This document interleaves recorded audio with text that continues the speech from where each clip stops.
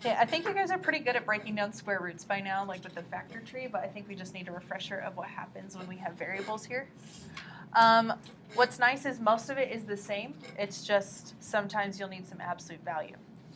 So let's do 22. Give me two numbers that multiply to 180. Sorry, I heard it. What was it? 18 and 10. Okay, let's break down 18. Well, I'm just going to go for it. 2, 3 and 3. And then 2 and 5. So I'm looking for groups of 2 because it's a square root.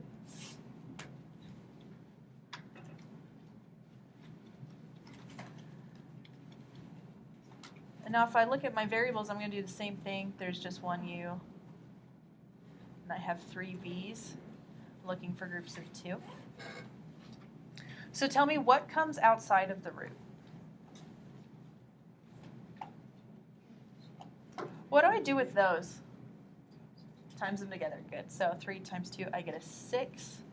There's a v that comes out. Everything left inside.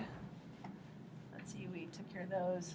So it looks like we have a 5 and a uv. So the only difference now is I need to look if we need absolute value. So just a reminder. There are 3 conditions that have to be met if it is going to need absolute value.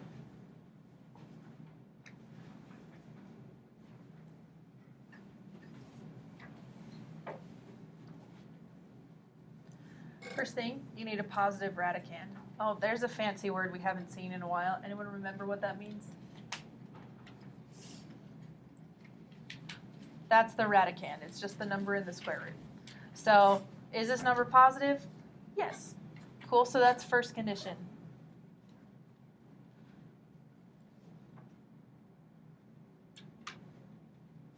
The second condition was an even index, meaning is it a square root or a fourth root or so on and so forth.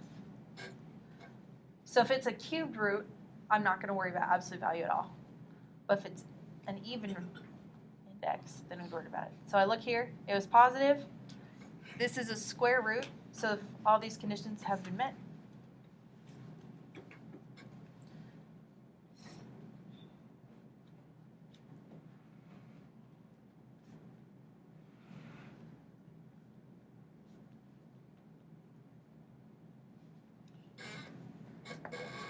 And the third thing is that the variable outside has an odd exponent. So look at this. Do I need absolute value on that v? Yeah. The exponent here, it's an invisible 1, which is an odd number. So I'm going to need an absolute value sign.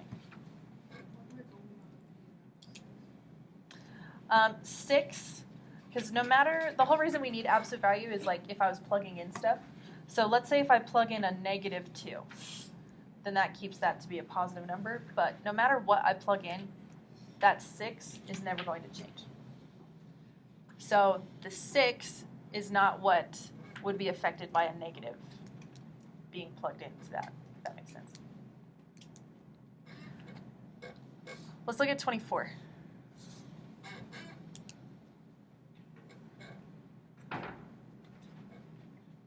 Hey, if I have a negative under square root, what kind of answer is it? Imaginary. Good. So I'm going to break it down the same way, just expecting to have an I on my answer. Just start breaking down 112 for me. Tell me some numbers. Calculator friendly times. 2 and what was it? Sorry, I missed it again. Okay, 56. Let's just keep going. This looks great.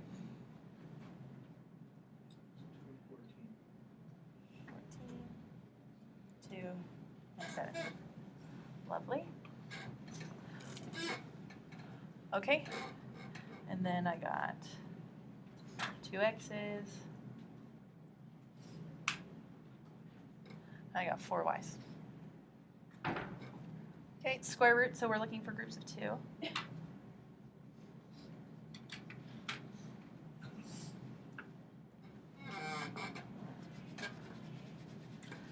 All right, so we're multiplying everything that's got circled together. So 2 times 2, I get 4.